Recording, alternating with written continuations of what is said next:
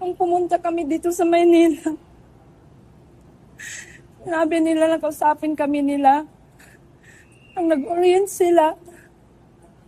Hindi talaga nila sinabi na magkakaroon ng training na ganun. Kasi kung sinabi pa lang nila, matanong ko na sa anak ko, kaya mo ba yun? Para madesisyonan namin. Hindi ko alam. Ba't ganun ang nangyari? Bigla na lang nag-text yung anak ko. Sabi niya, 1 week siguro wala akong cellphone. Kasi yung may training kami dun sa Baler. Tapos sabi niya, hindi pwede daw mag-cellphone. Sabi ko, sige na, mag-amping. And then, dapat ingatan yung katawan kasi isa lang yun. Kasi akala ko training lang na nga. Hindi, military training. Ano ba yun? Tapos, yun nga. Wala na siyang cellphone nung Sunday, Saturday. Wala na siyang cellphone hanggang Sunday nga. Tapos, bigla na lang may nag-message sa akin. Sinabi na, pwede pa po, tumawag ako sa iyo. Tapos, di naman siya tumawag. Ako na lang tawag. Sa pagtawag, tumawag na ako. Sabi niya, ma'am, na-aksidente po si Rene. Nalunod po. Yun, malaki talagang tanong ko. Ba't napunta doon sa dagat? Kasi basketball naman yung anak ko, hindi naman swimming. Masakit.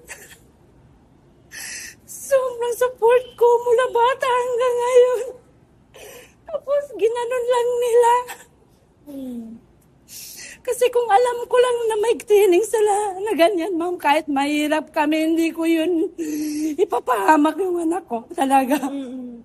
Kaya ngayon, gusto ko ng justice talaga. Kung anong nangyari.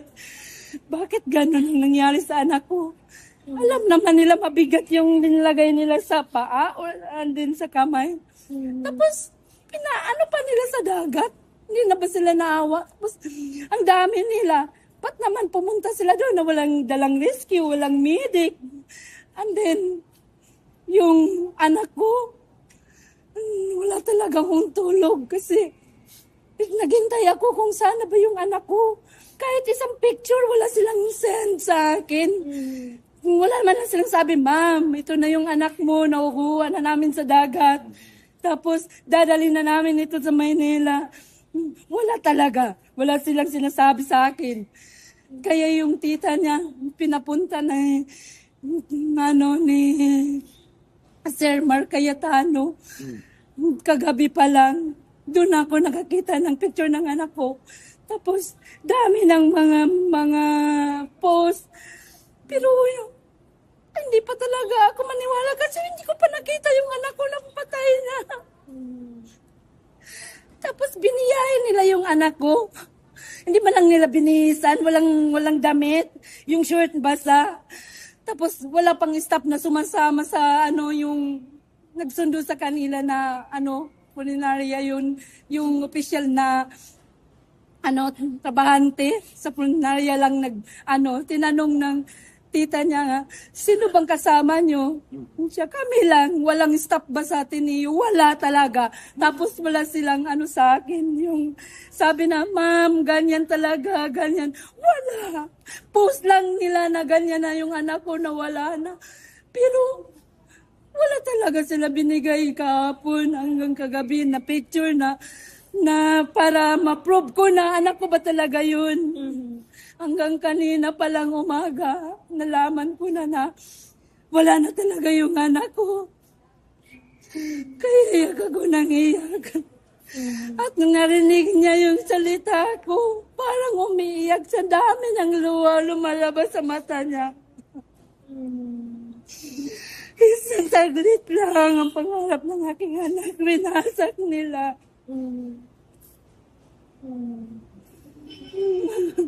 Kaya malaking tanong ko talaga, bakit? Bakit ba ganyan? Ang dami nila doon, tapos walang nag-rescue? ba't nila pinapalangoy na yung anak ko na may 20 kilos yung nabigat. May nag-reach out na po sa inyo mula sa Ateneo? Wala pa po, sir. Hindi ko pa alam. Sa tingin niyo po ba may foul play po, ma'am, dito? Talaga. Kasi yung anak ko, ang daming pasa. Ba't sana ba galing yung pasa? Yung nag-video ako, ang dami daw pasa. May pasa dito, may pasa dito, may pasa sa likod. Pero hindi ko pa yun nakikita. Kaya sabi ko, huwag niyong galawin. Pumunta ako dyan. Napakalaking potential po nung anak ninyo, MVP ng palarong pambansa. Siya po yung inaabangan talaga ng lahat na. Siyempre, ma'am, sakit. Pangarap niya ng mga anak ko. Ay, hirap kami pero sinusuportan ko talaga ang mga anak ko para makapag-aral, makapagtapos. Kasi dyan namin hinuhugot sa mga nila, talent nila, yung paghihirap namin. Tapos nauwi lang sa ganun. Meron po ba kayong panawagan? Sino po ang gusto nyong managot dito? Sa ngayon, hindi ko pa po alam Basta isa lang talagang magpa-imbestiga ako kung sino yung gustong tumulong, magpatulong ako kasi wala talaga. Gusto ko lang malaman bakit ganun. Bakit ang tagal nilang nakuha? Ang dami nila tapos hindi nila na-rescue. Bakit naman pumunta sila doon na walang rescue, walang medic? Dami akong tanong, hindi pa nasagot. Ngayon po ay pupuntahan nyo na po siya sa Omega. Doon na pa ako pupunta. Naghihintay na yun. Sige po, kami po ay nakikiramay, ma'am, at sasama na rin po kami sa inyo para matutukan po talaga tong kaso po ng anak po ninyo, ha? Para matutupan lang. Sige po, ma'am. Mga tubig. Kausap niyo po ang mga opisyal from Ateneo. Nasagot po ba ang mga katanungan po ninyo? Kayo po ba ay nasatisfy sa mga binigay po nilang paliwanag? Yun nga, sabi ko, may kulang. Yun nga, sabi ko, may kulang. Pero kung may kulang man yun, ako lang nakakaalam.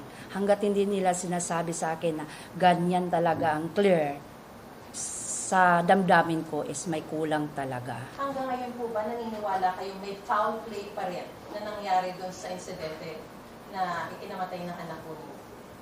Depende. Kasi hindi ko pa rin alam hanggang ngayon. Ang sinasabi po ng police parang wala naman daw pong pasa. Pero kayo po ba personally, after seeing your son, nakita niyo po ba talagang may mga pasa? May pasa siya dito, sa likod, sa kamay, sa paa. May pasa siya. Yun lang. Anong tingin niyo po doon sa mga pasanin? Hindi ko nga alam. Yan nga, may kulang. May autopsy din. Pero nabigyan po ba ng paliwanag yung tungkol dun sa mga pabigat daw na weights na allegedly ay ikinabit? Sapat na po, meron po bang sagot doon at tanggap niyo po ba kung ano yung sagot nila? Maybe ask kung ano po yung sagot nila tungkol dun sa ganong allegation. Tinanong namin kanina, tinanong ko coach to coach kung ano ba. Sabi nila wala naman daw. Walang daw. weights na na nilagay sa mga players or Normal lang daw. So, naniniwala po kayo doon? Ladies and gentlemen, excuse me, may we ask for a 2-minute break lang, please? 2 minutes lang po. Salamat po.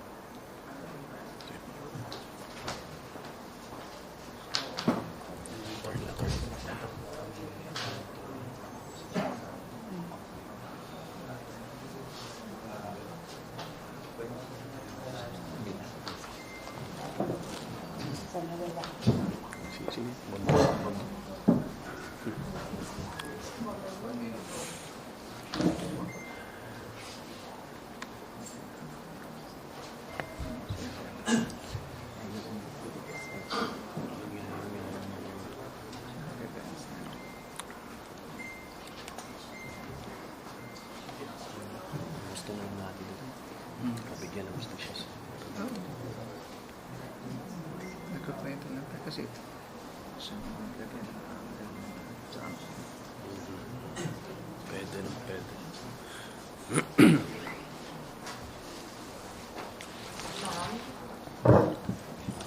Ano na po Ma'am, tulong ang meron pong lumabas po na report ngayon, yung pong inyong pong anak, pasensya na po, namatay po sa asphyxia by drowning, batay po sa medical legal report ng Aurora Provincial Police Office. May we get your reaction? Hindi pa yan dumating sa amin na report, ma'am. Hindi pa natin nakita. Hindi pa. Wala pong ako mausap sa inyo from Aurora Police. Wala pa. Yan lang sila ngayon lang. Pero hindi ko pa sila nakausap talaga ng maayos.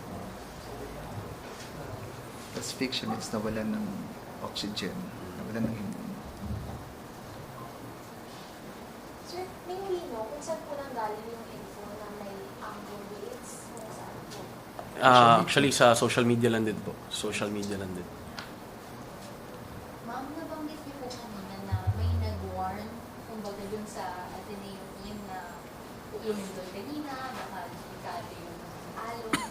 Sino po yung taga-LGU po ba or taga-resort? And ano po yung yun? Parang nabanggit niyo, chinek niyo, stimulant ba?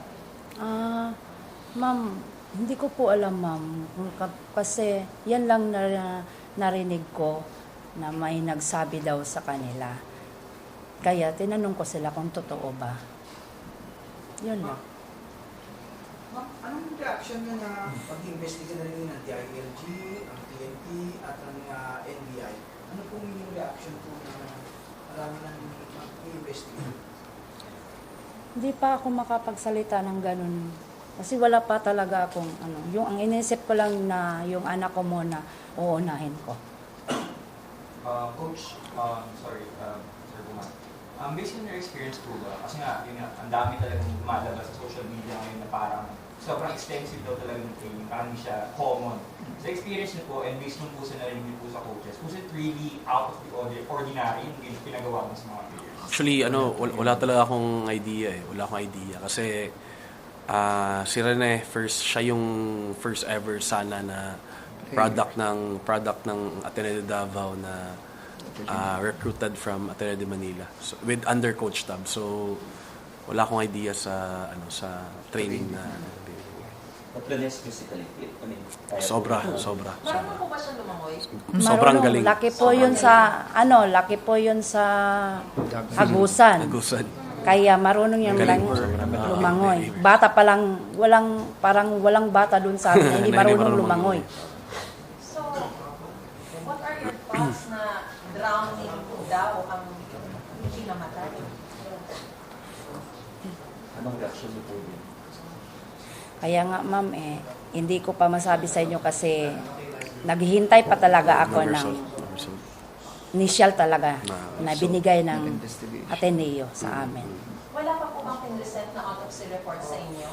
Yung kanina, halimbawa, coming from CIDG or the other law enforcement agencies who came to visit? Sa totoo lang po ma'am, hanggang ngayon di ko pa alam kung may resulta na ba sa autopsy. Ma'am, sa ngayon po, ano po inyong plano? Hanggang kailan po itutulol dito sa Metro Manila? Kailan po kayo uuwi sa province po ninyo? Sa ngayon, naghihintay lang po ako ng resulta ng autopsy and then yung death certificate niya, yung mga certification, lahat ng papers gusto kong ma-intact lahat. Pagkatapos nun, baka mamaya or bukas, ililipad ko na yung anak ko patungong Agusan. The latest would be? Latest. Kailan po yung latest na possible na malipad? Baka bukas po, bukas. Ma'am, ano mga tulong na natanggap niyo from the Ateneo de Manila University? The funeral service. May mga tulong na po ba silang binigay sa inyo? Ano lang po, yung Funeral dito. services. Yung dito sa, yung Arlington. Buro lang sa Arlington. Pati po yung living po ba? Hindi ko pa po alam kasi wala pa silang sinabi. Sa tingin niyo po, yung ganyang klaseng tulong sapat po para sa inyo? Hindi. Kaya nga nagsabi ako may kulang. Kailangan ko pang i-arrange or Sir, meron po ba, ma'am or sir, meron po kasing mga lumalabas na mga from podcasts ng mga previous players na talagang matindi raw po yung training. Sa tingin niyo po ba dahil doon sa mga nangyari din sa kanila, it could have been preventable. Pwede sanang naiwasan na dahil may mga ganito na rin po palang instances. Meron pa nga pong reports na naligtas lang po yung mga dati na muntikang malunod pero hindi natuloy. So, ano po yung reaction nyo doon sa mga mismong mga nag-undergo ng ganong training? Tinanong po namin sila kanina na mayroong mga social media na ganyan. Ba't nyo pa tinuloy na dati mayroon na pala? And then, sabi nila, nag-start daw yun yung 2017, 2007. 2017. And then, yun, ginagawa nila doon. Pero, pag tanong ko ulit, wala na silang salita. Ba't sila nagbalik doon? Yung explanation po nila is, tama po na since 2017, nandun na sila sa Baler.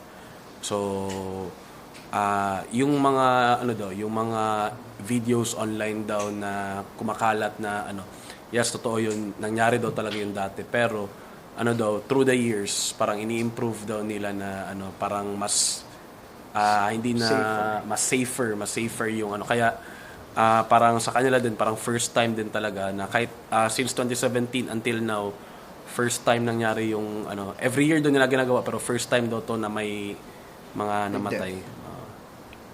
Tay, pwede po ba kayong hingan din ng maikling kahit na statement lang po dito sa nangyayari? You've been very silent. Alam po namin na kayo rin po mismo ay nananagpoy at nagdadalang hati rin po. Ayaw daw niya salita. Understand? Ma'am, sabi niyo may kakulangan. Ano gusto niyo sabihin sa Ateneo de Manila University? Sana mabigyan nila ng ng complete na sa akin yung lahat na tinanong ko sa kanila. Ma-clear talaga, masagot talaga nila. Yan. Ma'am, na-explain din po ba na parang kayo kinailangan niyo pa po atang lumapit sa LGU para lang makalipad dito? Parang na-explain din po ba ng Ateneo kung bakit hindi kayo agad din napuntahan, nadala dito? Kaya nga yun, sabi ko, yun, isa na yun na may kulang. May kulang sa nila. Kasi hindi nila ako tinawagan, hindi sila nag-contact sa akin mula nung namatay yung anak ko. Hinintay pa talaga nila na kanina pa nasagot yung Kaya yung governor doon sa amin, siya na sa amin bigay ng tulong para makapunta ako dito. At saka yung congressman po namin, sila po nagbigay ng tulong dito sa amin. Tapos, ma'am, tawag ka. Makausap niyo na po ba, ma'am, si Coach Tab? Coach Tab? Opo. Wala pa. Ano po kung pakiramdam na hindi niyo pa po siya nakakaharap? Kumbaga parang pinakatatay nila yung mga head coach na kasama niyo. Sa ngayon, ma'am, kung magharap man kami ngayon, parang hindi ko pa siya kaya kausapin. Kasi nga, sabi ko, unahin ko muna yung anak ko.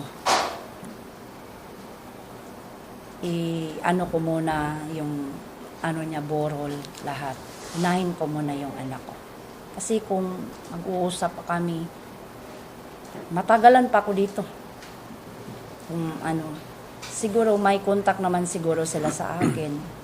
Kung gusto nila makiusap sa akin, ganyan. Pero sa ngayon, hindi pa rin nila sinabi sa akin na makipag-usap sila sa akin. Ma'am, kung sa grupo ng inyong anak, tsaka po ni Aligi, wala rin po bang nakipag-usap sa inyo?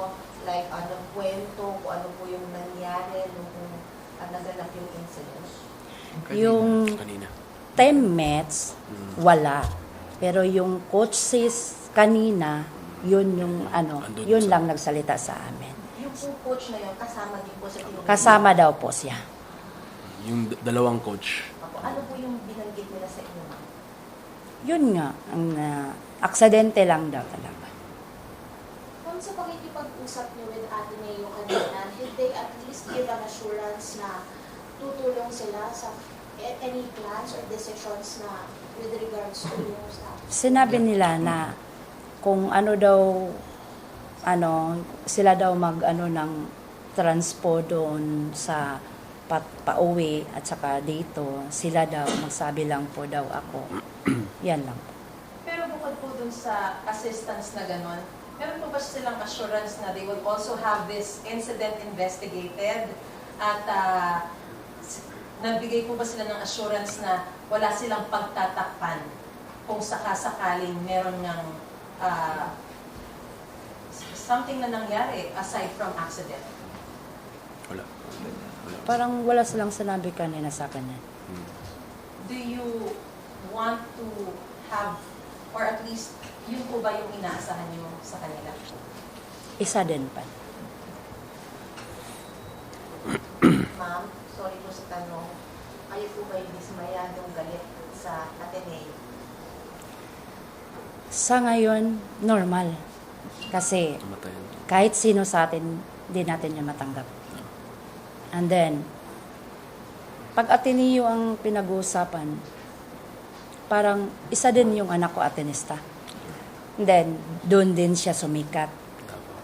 So, ngayon, masasabi ko lang, depende na lang yun kung ano talaga ang masabi or ano ang clear, yan lang masabi ko.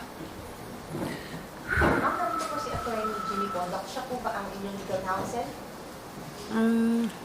Tumutulong. Tumutulong po. Ako Tumutulong. po si Attorney Torreon. Pinadala sila ni governor para kung ano mang mga papilis na papermahan sa akin, sila yung magbabasa bago ako pumirma.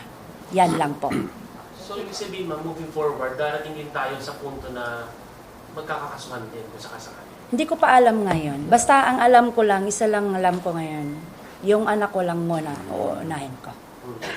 Bago ako mag-step kung anong gusto kong step. Kasi nag-asa pa ako ng exactly na nila, na bigay na info sa akin. Ma'am, pasensya na po. Sumama po kasi yung mga teammates na dito sa Press Connecto. Pwede rin po ba silang magbigay ng pahayag kung ano ba talaga nangyari dun sa... Hindi, ano yan? Players ko sa Davao. Players ko sa Davao. Teammates yan sa Davao. Players ko sa Davao. Kung meron kayong gustong ipahayag or... Aaron.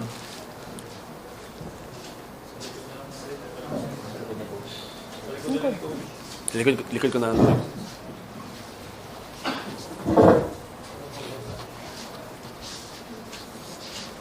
Ano daw masasabi niya about Rene? Ano masasabi niyo about Rene? Ikaw muna, Aaron. Unang-una, nung nalaman ko yung balita, napakasakit kasi teammates ko siya sa Davao at yung first na nag-enter kami ng Ateneo Davao, 3 lang po kami bago siya at si Bayan Ban. Tapos nung nalaman ko, parang napakasakit kasi parang hindi ko na siya teammate, para ko na siyang brother eh.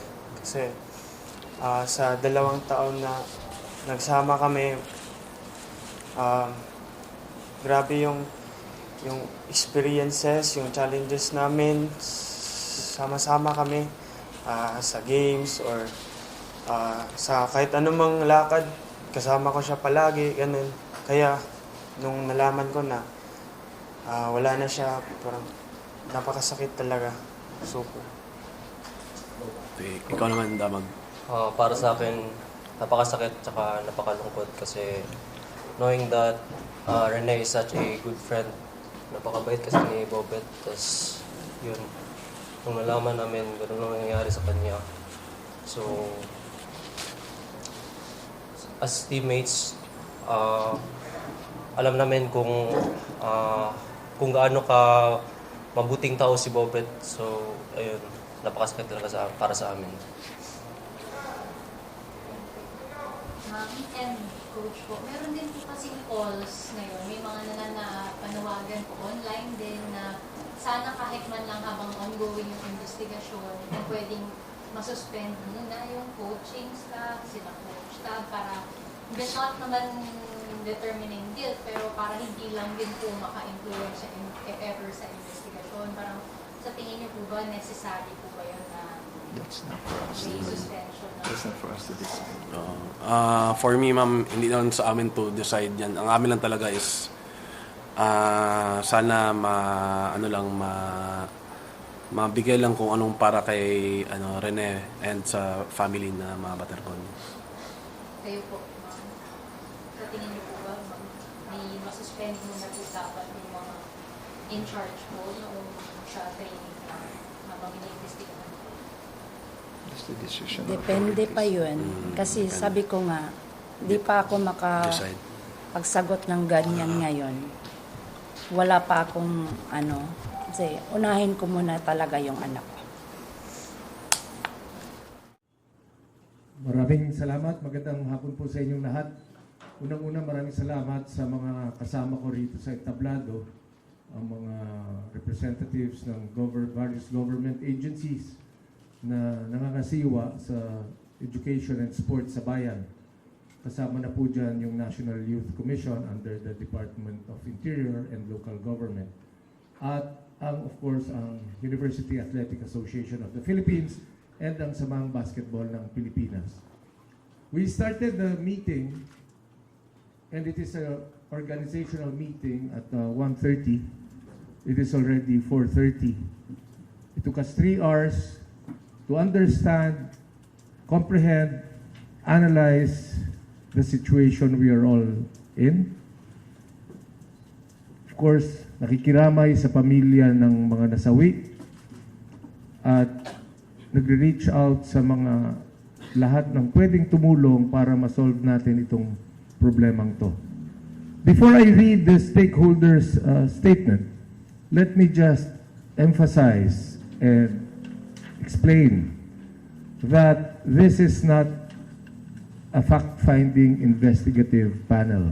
That is the role of the PNP and the CIDG and the Department of Justice. Our role is to understand what happened and to understand how and to agree that this should not happen again. So this is our joint statement. The Philippine Sports Commission thanks the Commission on Higher Education, Department of Education, Samahang Basketball ng Pilipinas, University Athletic Association of the Philippines, and the National Youth Commission for participating in the inaugural meeting of the Sports Stakeholders Panel, convened following the tragic loss of Ateneo student athletes Divine Adili and Rene Clert Baterbonia. Although preliminary, the meeting yielded several immediate resolutions and priority actions that the panel was quick to reach consensus on. We recognize the efforts of CHED in responding swiftly to this tragedy. The day after the incident, the Commission immediately commenced with a fact-finding mission to assess the conduct of the team-building activity pursuant to CHED Memorandum Order Number 63, Series 2017, Policies and Guidelines on Local Off-Campus Activities. They have also provided physiosocial support and other services to the teammates and families of Rene and Divine. These proceed in parallel with the ongoing efforts of the PNP and DILG and the NBI and DOJ to establish a clear, accurate, and comprehensive account of what happened. We support these efforts and trust that their findings will contribute meaningfully to strengthening the accountability mechanisms that protect our students and athletes.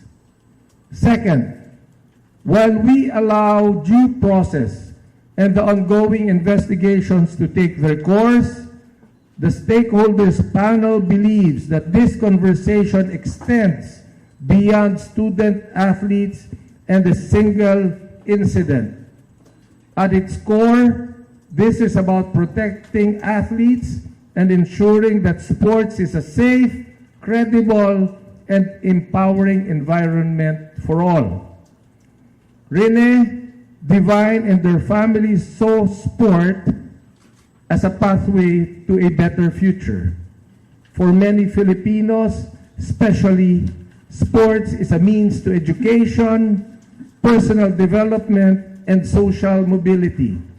For this reason, this tragedy compels us to strengthen sports governance at every level. Coaches wield tremendous influence over the lives and development of athletes. We must do our part to ensure that they are not only empowered to lead, but also educated, trained, and held to standards that promote athlete safety, welfare, and responsible coaching practices. We will push for the enactment of law regulating the coaching profession, including the establishment of a national registry mandatory licensing certification, and continuing professional development requirements for coaches and sports professionals.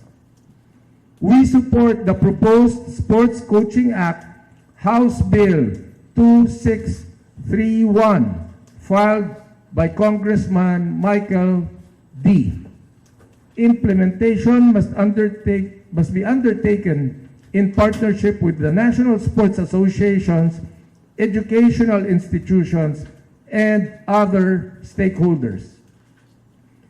Number 2, we shall establish more robust safety standards, risk management protocols, and emergency response capabilities across all levels of sports, including standardizing safety protocols on the conduct of athlete training programs.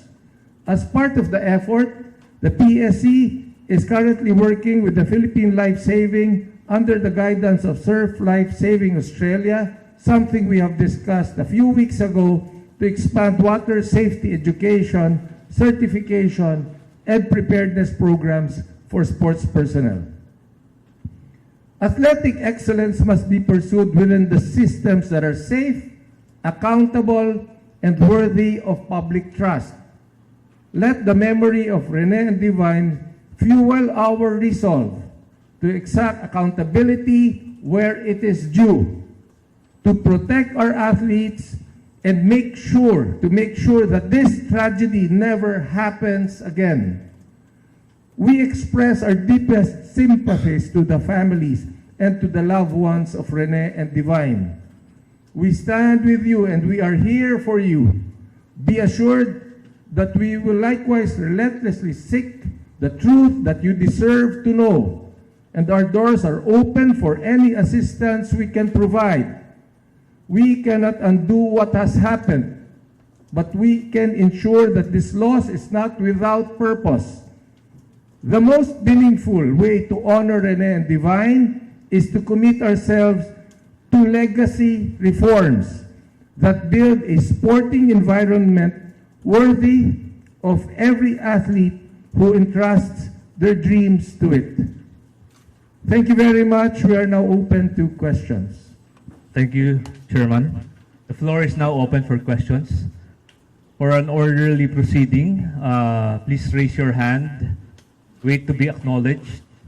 Kindly mention your name and your media affiliation before asking the question. Good afternoon po. Question for Chairman. This is Luisa Morales from One Sports. Chairman, at this point po ba has the PSC reached out to the family in terms of offering maybe assistance in whatever way, especially po sa family ni Divine who is of course in Nigeria po? Yes, Luisa, thank you. Every time something like this happens, it is SOP on the part of PSC to support and reach out to the families. During the earthquake in Cebu, where 6 basketball players and referees died, tumulong po ang PSC dyan. Nung namatay po yung isang atletang nagtitraining para sa palarong pambansa, tumulong po ang PSC dyan. As a matter of fact, after this press conference, ako po ay patungo sa makikiramay sa Arlington. Kasama ko po si Secretary General ng Palarong Pambansa and USEC Malcolm Garma para makiramay sa pamilya. At yes po, tutulong po ang PSC sa pamilya ni Rene at sa pamilya ni Divine. Question po for ED Rebo. ED, on the part of the UAAP, are there any steps that the league is looking to make in the coming days, maybe finding or making an own investigation, or maybe can we expect some policy changes or maybe even sanctions following this incident? Luisa, we already did. In fact, yesterday we had the joint committee meeting scheduled, and President Mark Molina of FEU actually canceled some items and made this the first order of the day. And this is the second step actually. Nag-align kami for economy and symmetry because of the resources of the office of the PSC as well as the numerous stakeholders. Ang isang resolution namin yesterday, not to run counter with all the other ongoing investigations of the lead agencies, sumama rin muna dito and see where we can help. So it's been 2 days and the 2 concrete steps were already taken, and we're committed to continue those efforts.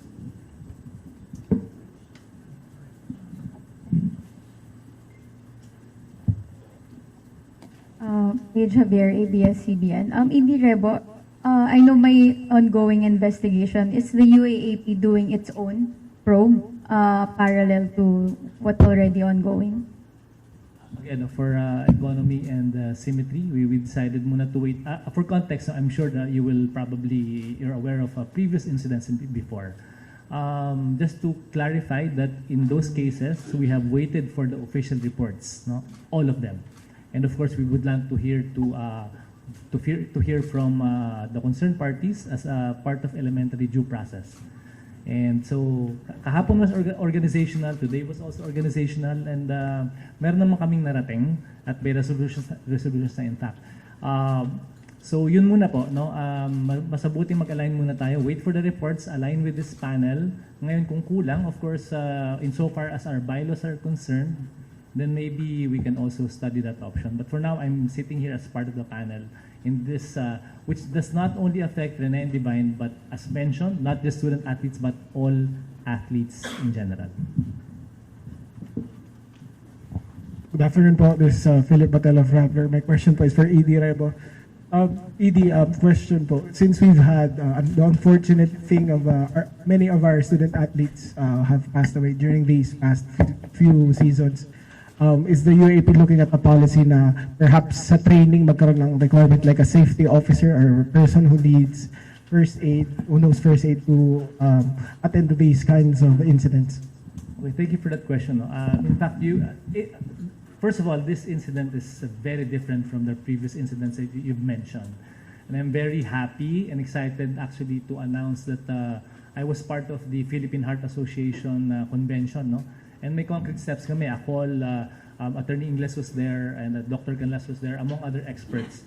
And one of the calls that we or recommended to the individual member schools is to have the mandatory AEDs, So yun ang importante. Those are concrete steps that we're taking.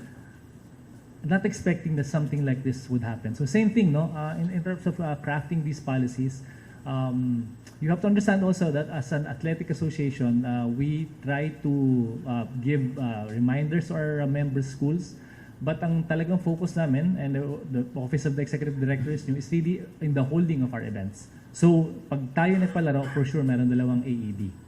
So yun ang primary focus. Not to dismiss yung off-school campus activities, but really yun muna ang pangangalagaan namin. Then again, yun nga, kaya nga po ang tanong kanina, what are their gaps and what are the existing policies kung pwedeng baguhin, tingnan natin kung kakayanin. At we appreciate the gesture of Chairman Pato.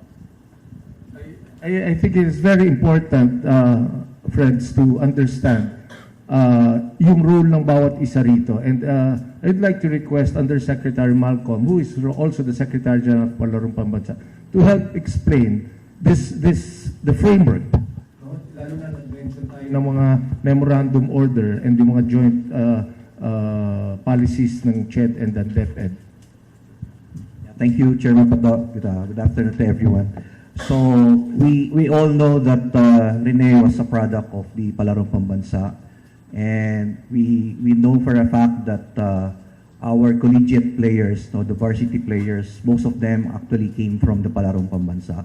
So our stake here as the Department of Education is really part of the solution is to make sure that our products in the Palarong Pambansa, who are the products of our basic education, would be given and provided with a safe environment for their training and during the playing of the respective events.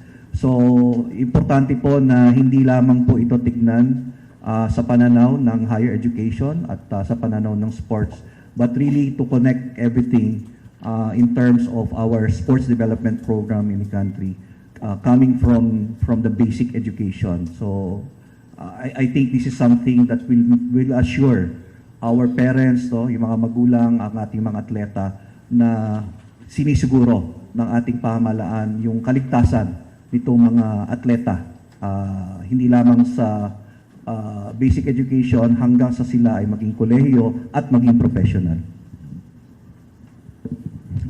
Mark Sarawar, GMA7. In my previous podcast, Chair, may Ateneo basketball player na rin na nag-intimate ng ganitong sa Baler na ganitong training, and the description by him was it was a deadly training by the same coach. So ano po ang sense ng Sports Commission dito? Is this standard training? Is this standard coaching style? Hanggang saan lang? Kasi parang pang fraternity ang sabi nila ang style of training na ginawa in Baler, at of course itong nangyaring last incident that killed two players. Ano pong sense ng commission? Ang sense po ng commission diyan, definitely hindi po yan standard. Definitely wala po yan sa policy ng Philippine Sports Commission, and I'm sure wala sa policy yan ng UAAP, wala yan sa policy ng Palarong Pambansa, wala po sa policy yan ng kahit sinong NSA. That is maybe the philosophy of a program that is in place. That is their style and their prerogative. But having said that, what is important po is now we are given the opportunity to review saan ba yung mga loopholes sa bawat patakaran ng bawat ahensya. Ang importante po kasi, bakit kami nag-meeting today, is we want to tell the family, we want to tell the mother of Rene, and we want to tell the people of Agusan that hindi lang po kami nakikiramay, may gawagawin po tayong aksyon. As I speak, I've coordinated with Secretary John Vic Rimulya in the last 24 hours. Ito po yung ating mga kasama sa CHED, DepEd, UAAP, National Youth Commission at PSC, nag-meeting na. Meron po kaming pinag-usapan kanina that we will make ourselves available in the next 72 hours para lang siguraduhin na kung kailangan kaming panayam sa ibang ahensya ng gobyerno, nandito kami. Pangalawa po, I was informed by the UAAP Executive Director na ang eskwelahang Ateneo ay open na maimbitahan sa panel na ito. Kaya po sila hindi na imbitihan ngayon because it is an organizational meeting. It is a message to everyone that we, the government agencies involved in sports and education, we are all together in making sure that we address this problem once and for all. So in the soonest possible time, after they go through the different inquiries from the other government institutions, this panel will definitely invite the Ateneo de Manila for their side of the story. And alam ko po na si Chairman Shirley Agrupis ng CHED na nagsabi lang na anniversary nila ngayon. That's why she sent 4 representatives from the Commission on Higher Education. They already had the meeting with Ateneo yesterday.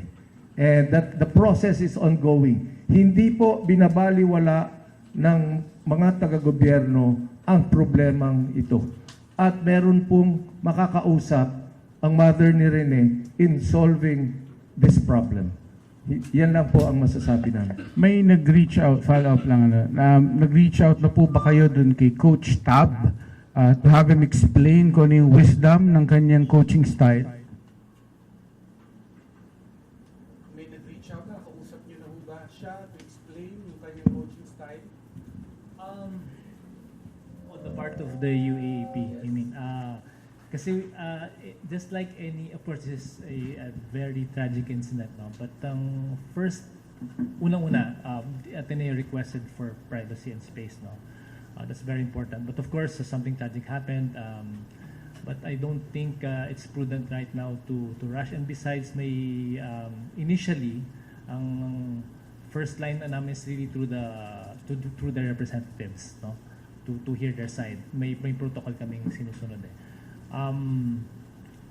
Pag hindi masaya, then that's the time we take action. But for now, because of the sensitivity of the issue, the requested space, ito muna kung saan kami nakalugar internally UAP, ano ba ang pwede nating gawin, organizational muna kung if possible, and again aligning with the PSC, with their efforts and all our resources and our collective minds.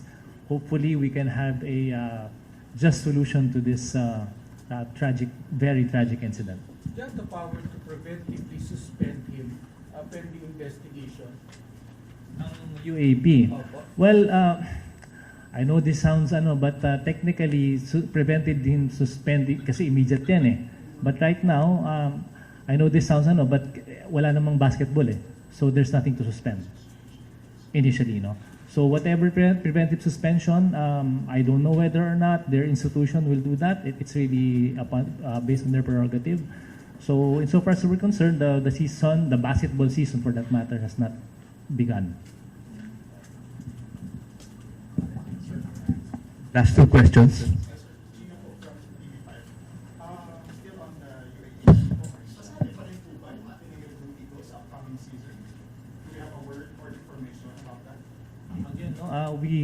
We go where the evidence leads. We are now in the process of gathering information, waiting for official reports that have been undergoing, no? And I believe Ateneo has already made a statement as well, page 2 of their June 9, 2026 statement, that they have cooperated with the NBI and CIDG. So kailangan po yung mga reports na yan. Even as kanina, we're very careful when organizing, ano bang pwede natin gawin? Hindi lang experts dito. Wala pang Ateneo. So we cannot pass on judgment this early. Okay, not to trivialize what happened, but again, elementary due process states that everyone should be heard. And the expertise of each agency should be considered. So not to pass judgment also. I know you're very careful right now, pero wala pa tayong nakikita possible sanctions talaga. So sa tanong lang yung tanong ni Kuya Mark Salazar, sanctions for Coach Bob.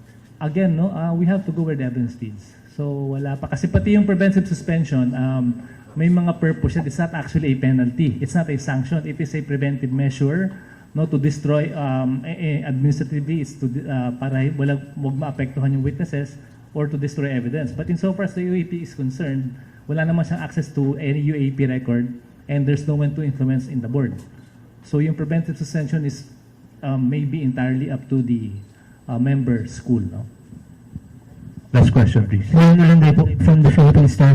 Going beyond sports naman po, to anyone from CHED, meron po bang president dati na off-campus, may namatay, and ano po yung kumbaga pinaka-worst na repercussions sa school, academically wise? Thank you.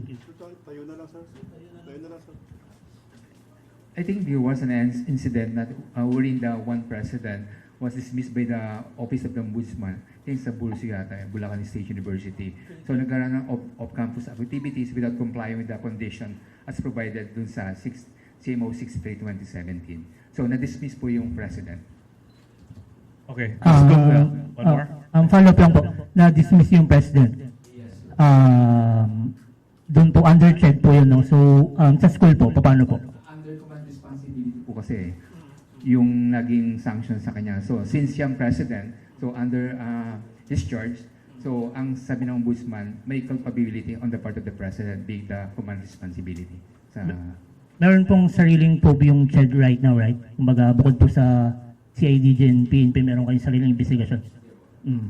Meron po yun eh. Pero kasi there's a separate complaint filed before the Office of the Ombudsman. The Ombudsman was the one. For the Butterbona, wala pa po kayong sariling probe? Okay. For this incident po, there's, as mentioned by Chair, there's already an ongoing investigation po. And as mentioned also, na nagkaroon po ng talks between CHED and Ateneo. One final question. Good afternoon po, John Mark Garcia from Spin.ph. For Chairman Pato and ED Rebo, on the topic lang po of training camps, obviously po with student athletes, off seasons are for preparing for the collegiate seasons to really level up their game competitive wise. But would you say po ba na in light of this incident, we're starting to ask or demand too much from student athletes? Schools are starting to demand too much to a point that there's nagde-delineate na po yung lines between ensuring being competitive and also putting a proper regard po for their welfare.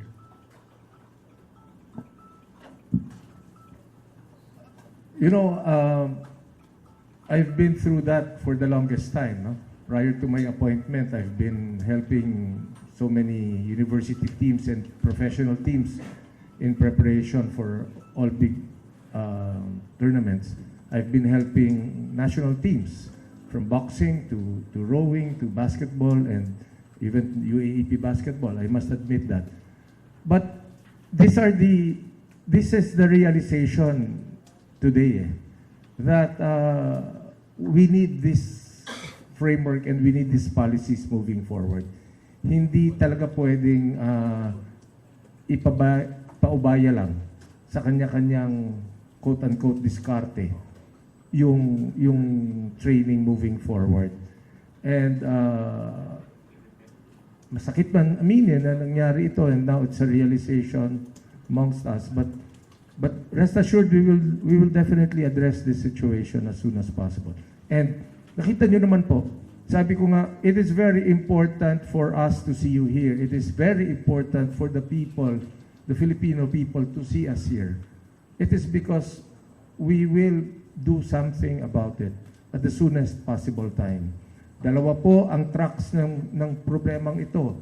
Yung track na nandoon sa criminal and police investigation na wala po kaming kinalaman, at pangalawa yung track ng sports and athletic education programs kung paano po natin papatibayin at paano maiiwasan itong problemang to. Because there are thousands of teams, thousands of schools doing all these programs, training programs before competition starts. And definitely with the support of DepEd, CHED, UAAP, Samahang Basketball ng Pilipinas, and all other NSAs, kami po sa PSC ang pwedeng magtaguyod ng framework na to in cooperation and in partnership also with the legislative branch. Kaya nga po, sabi nga po, kaya po namin pinoint out yung bill na final ni Congressman Mike D. Kasi meron na po yan eh.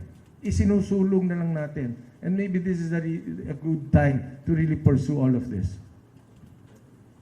Okay, closing statement from Chairman. Is it okay? Or from Yusek?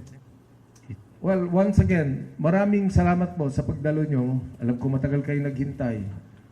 But it is the gesture, no, na government, did you react right away? UAAP, are you cooperating with government to make sure that we address this? The answer to these questions are yes and yes. Are we going to talk to Ateneo? Yes. Is Ateneo willing to talk to us? Yes. Are we reaching out to the family, to the mother of Rene? Yes. Are we going to help the family? The answer is yes. Okay. Yun lang po ang gusto naming maunawaan ninyong lahat. Kasi lahat po tayo nagdadalamhati at ang pinakamasakit na maisip ng mga tao is we are indifferent in all of this. And because we know that we need to address this situation at the soonest possible time. So maraming salamat po sa inyong lahat. Hanggang sa muling pagkikita. This concludes our media briefing for today. Thank you very much for your time and for helping us